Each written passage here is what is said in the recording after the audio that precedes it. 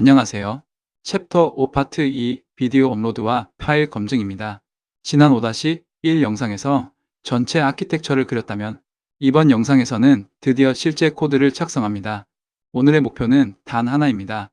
유튜브에서 영상을 올릴 수 있게 만드는 것입니다.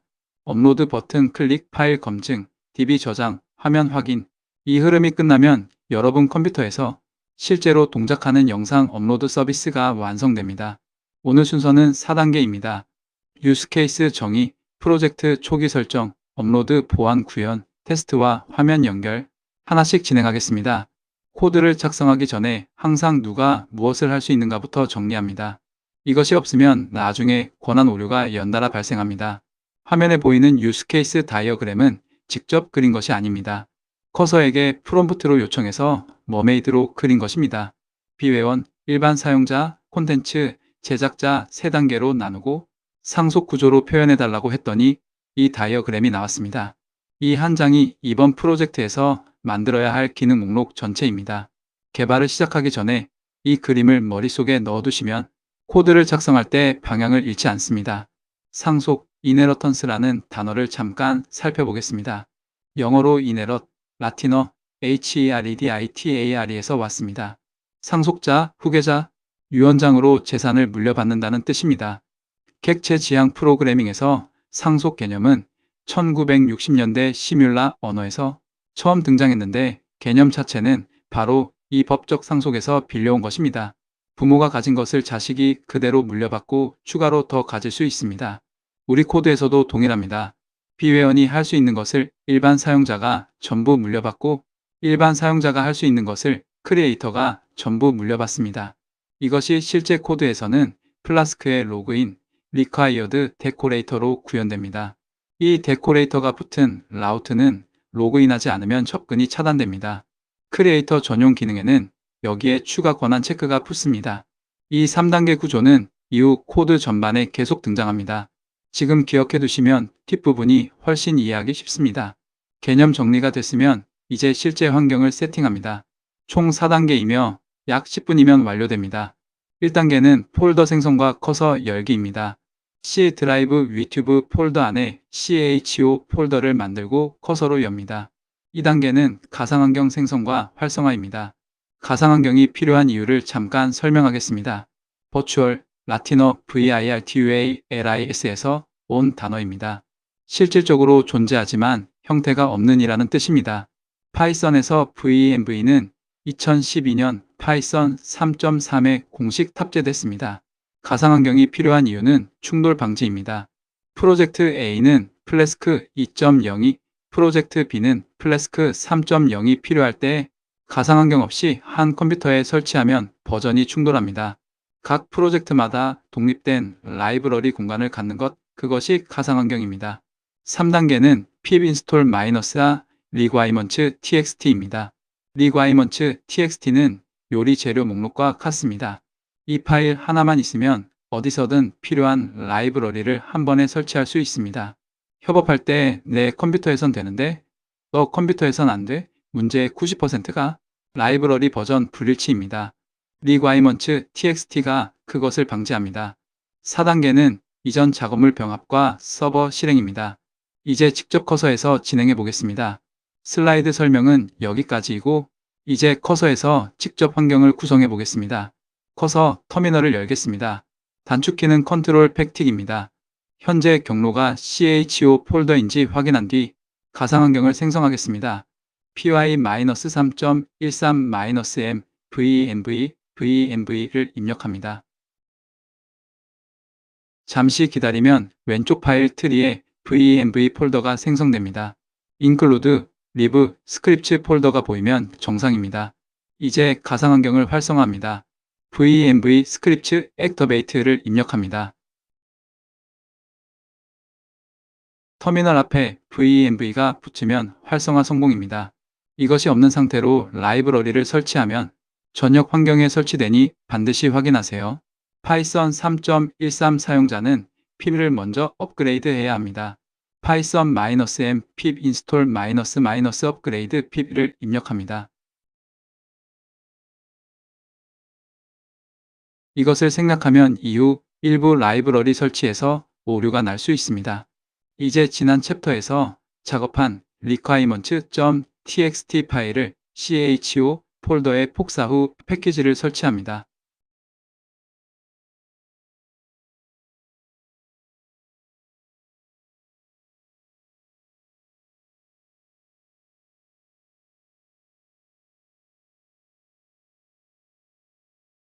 pip install -a requirements.txt를 입력합니다.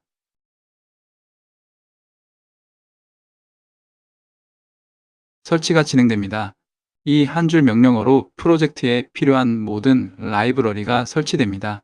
이것이 requirements.txt의 장점입니다.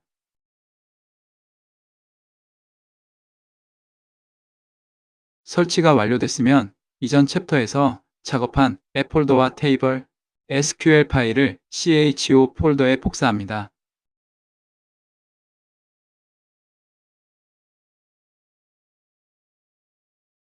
왼쪽 파일 트리를 보면 앱 폴더 아래 모델스, 라우츠, 스태틱, 템플릿츠, 유틸스 폴더가 있습니다. 이것이 플래스크 앱 팩토리 패턴 구조입니다.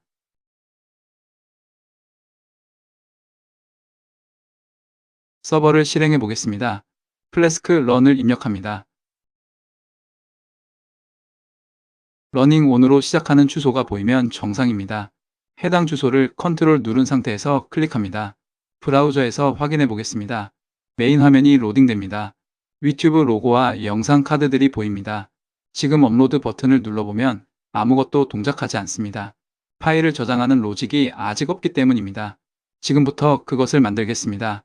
환경 설정이 완료됐습니다. 코딩을 시작하기 전에 업로드 보안의 핵심 개념을 먼저 정리하겠습니다. 코딩 전에 전체 흐름을 한번 보겠습니다.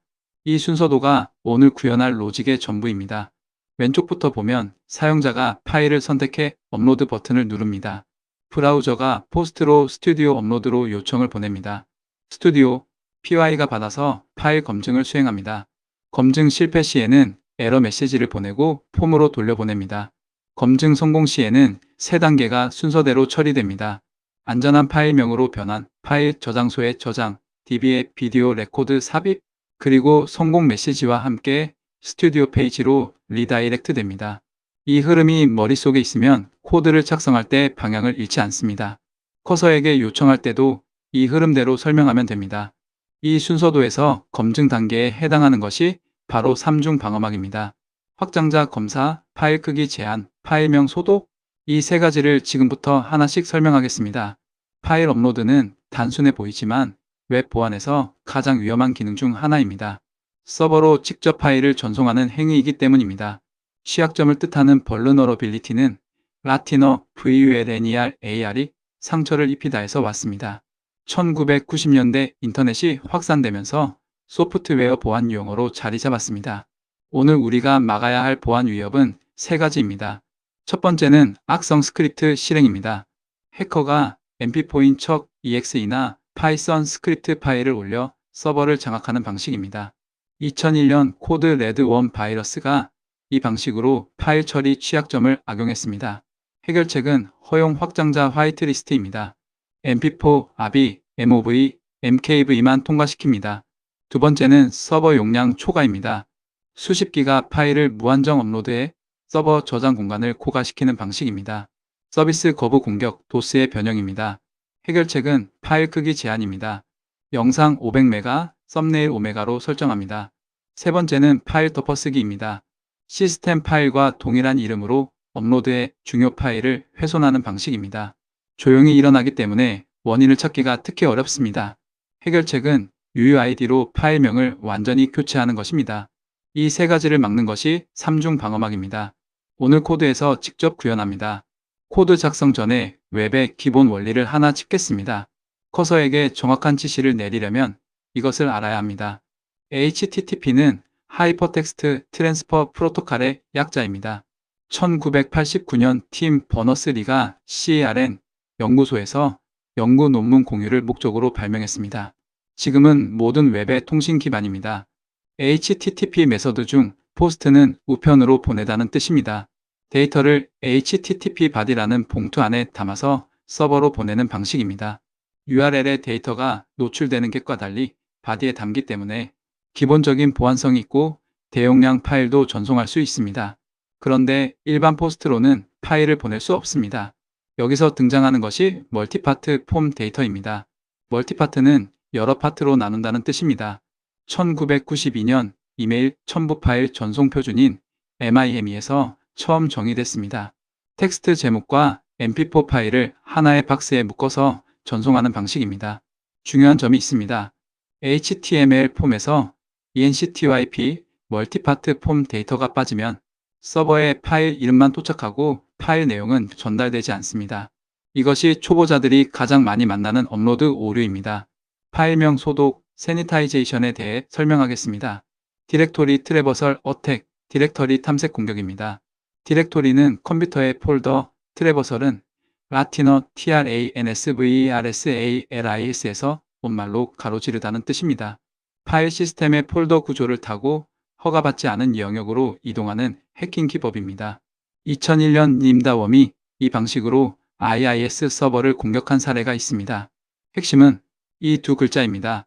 파일 시스템에서 한 단계 위 폴더로 이동하는 기호인데 파일명에 이것이 들어오면 업로드 폴더 바깥으로 탈출할 수 있습니다. 호텔로 비유하면 이렇습니다. 101호 투숙객이 맞는 키를 이용해 폭도를 치나 지배인 사무실 문을 열고 중요한 서류를 훼손하는 것입니다. 해결책은 워크주그 라이브러리의 시큐어 파일 네임 함수입니다. 워크주그는 독일어로 도구입니다. 플래스크의 핵심 공고함 라이브러리입니다. 이 함수가 슬래시를 제거하고 공백을 언더바로 치환해서 안전한 파일명을 만들어줍니다. 주의할 점이 있습니다. 한글 파일명 여행, mp4에 시큐어 파일 네임을 적용하면 mp4가 됩니다. 한글을 모두 제거하기 때문입니다. 그래서 실무에서는 파일명 자체를 UUID로 완전히 교체합니다. 날짜와 UUID를 조합하면 충돌도 없고 경로 탐색 공격도 차단됩니다. 보안 개념 설명은 여기까지입니다. 이제 커서 AI를 이용해서 업로드 기능을 직접 구현하겠습니다. 커서 채팅창을 열겠습니다. 단축키는 컨트롤 L입니다. 프롬프트를 어떻게 작성하는지 잘 보세요. 업로드 기능 만들어줘처럼 막연하게 입력하면 안 됩니다. 조건이 없으면 AI가 임의로 구현하기 때문입니다. 신입 개발자에게 업무를 지시한다고 생각해 보세요. 조건을 명확하게 제시해야 검수 기준이 생깁니다. AI에게도 동일하게 적용됩니다. 처음에는 이런 프롬프트를 작성하는 방식이 다소 생소할 수 있습니다. 우선은 이런 형식으로 작업을 진행하는구나 정도로 참고하시고 원래는 해당 프롬프트를 직접 모두 입력해야 하지만 JSP 스터디 커서 GitHub 저장소에 커서 V02 저장소에 챕터별 명령어를 정리해 업로드해 두었습니다. 추후 다른 프로젝트를 클론할 때 활용하시면 됩니다. 마지막 줄 해당 기능만 구현해줘가 중요합니다. 이것이 없으면 AI가 인증 시스템까지 함께 수정하는 경우가 있습니다. 범위를 명확히 제한하는 것입니다. 썸네일에 선택이라고 명시한 것도 포인트입니다. 필수 항목과 선택 항목을 AI가 구분해서 처리하도록 알려주는 것입니다. 좋은 프롬프트의 세 가지 요소를 정리하면 이렇습니다. 첫째, 저장 위치와 모델 이름까지 구체적으로 명시합니다. 둘째, 파일 검증 로직을 직접 요구합니다. 보안 요소는 명시하지 않으면 생략될 수 있습니다. 셋째, 선택 항목과 필수 항목을 구분해서 적습니다. 코드를 생성하는 과정에서 중간에 명령어 처리 여부를 묻는 경우가 있습니다. 편의상 해당 항목은 계속 진행으로 체크하고 진행하겠습니다. 코드 생성에는 다소 시간이 소요될 수 있습니다. 작업 진행 시 참고 부탁드립니다. 코드가 생성됐습니다. 바로 적용하지 않고 먼저 읽어보겠습니다. 코드 리뷰는 바이브 코딩에서도 반드시 필요한 단계입니다. 하지만 처음 코드 리뷰를 진행하면 솔직히 무슨 말인지 전혀 이해되지 않는 경우가 많습니다. 그래서 코드 작성이 끝난 후에는 해당 코드에 주석을 달아달라고 요청하는 것이 좋습니다. 주석이 추가되면 코드 리뷰를 할 때 각 코드가 어떤 작업을 수행하는지 그나마 이해하기 쉬워집니다. 따라서 커서에게 작업한 코드에 주석을 달아달라고 요청하겠습니다. 각 코드를 간단히 확인해 보겠습니다. config.py의 allowed video extensions 항목에 mp4, webm, mov가 있습니다. 우리가 요청한 허용 확장자 화이트리스트입니다. upload.py 파일, 그 아래 secure 파일 네임이 있습니다. 방금 설명한 파일명 소독 함수가 정상적으로 들어가 있습니다. 바로 밑에 UUID 관련 내용입니다. UUID사를 보면 파일명을 무작위 UUID로 교체합니다. 같은 파일을 2번 올려도 이름이 달라지기 때문에 충돌이 발생하지 않습니다. 썸네일 처리 부분이 있습니다. 구조적으로 문제가 없습니다. 계속 진행하겠습니다. Keep All 클릭합니다. AI가 만든 모델즈 폴더의 구조를 슬라이드로 정리했습니다. 핵심 포인트만 짚고 넘어가겠습니다. AI가 생성한 코드에서 가장 중요한 부분이 모델즈 폴더입니다. 데이터 구조의 설계도입니다. user.py에서 먼저 볼 것은 패스워드 해시입니다. 비밀번호를 그대로 저장하지 않습니다. 해시값으로 변환해서 저장합니다. 실제 비밀번호가 DB에 있으면 해킹 피해가 치명적이기 때문입니다. video.py에서는 유저 아이디가 외래키입니다. 캐스케이드 설정이 보입니다. 사용자 계정이 삭제되면 그 사람이 올린 영상도 자동으로 함께 삭제됩니다. 이것이 데이터 무결성을 지키는 방법입니다. 코드에서 db 칼럼, db relationship이 보입니다. 이것은 SQL 알케미 ORM 라이브러리입니다. ORM은 오브젝트 릴레이셔널 매핑의 약자입니다. 파이썬 클래스와 관계형 데이터베이스 테이블을 연결해주는 도구입니다. 1990년대 자바 세계에서 먼저 등장했고 파이썬에서는 2006년 SQL 알케미가 나왔습니다. ORM 이전에는 코드 안에 SQL 문자열을 직접 작성했습니다. ORM은 그것을 파이썬 객체 방식으로 추상화해서 DB 세션 add 비디오 한 줄로 처리할 수 있게 해줍니다.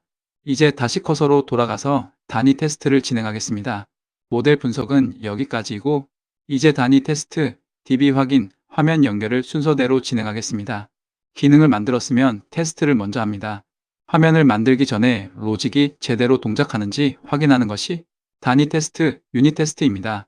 유닛은 가장 작은 기능 단위를 독립적으로 검증한다는 뜻입니다.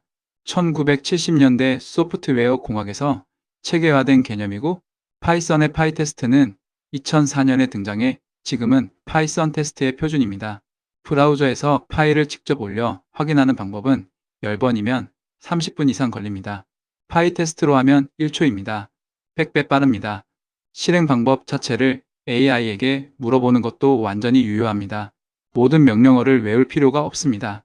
언제 무엇을 물어봐야 하는지 아는 것이 더 중요합니다. 프롬프트 2를 참고하여 커서에게 질문해 보겠습니다.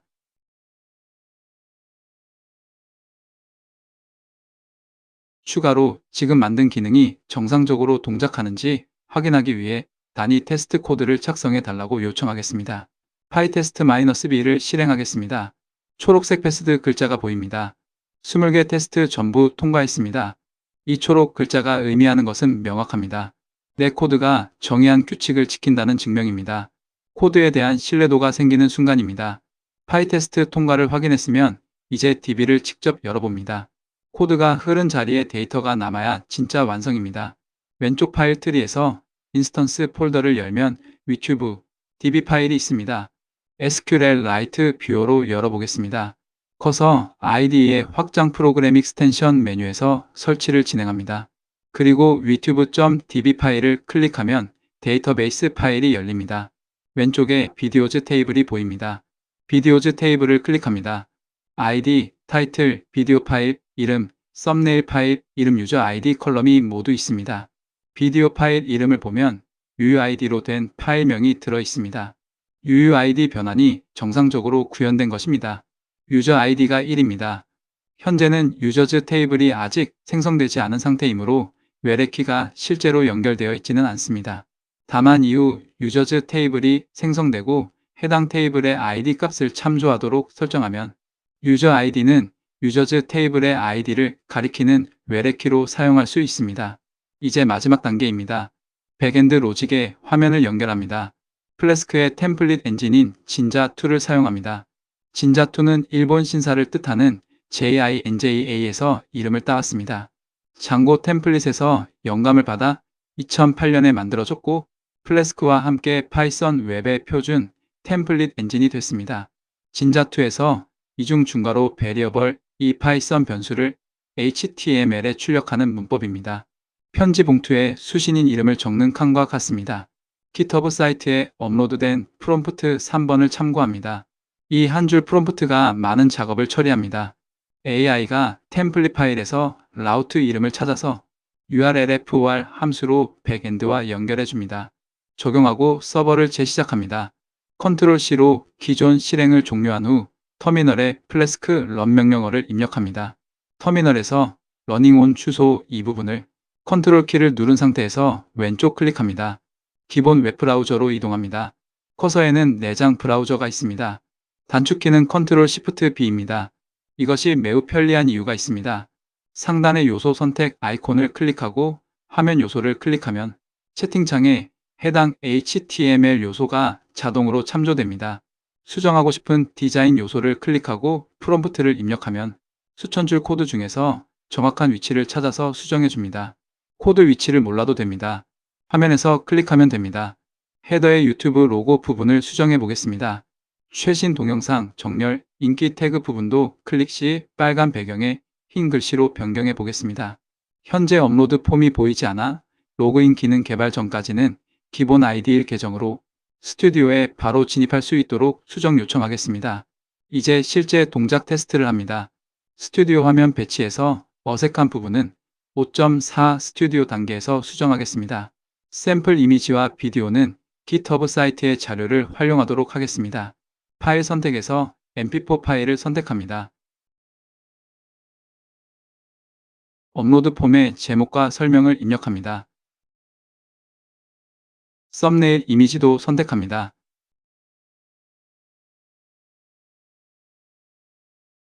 업로드 버튼을 클릭합니다. 성공했습니다. 스튜디오 페이지로 이동됐고 방금 올린 영상 카드가 보입니다.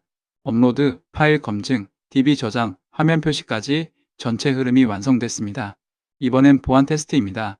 mp4 대신 exe 파일을 올리면 어떻게 될지 확인합니다.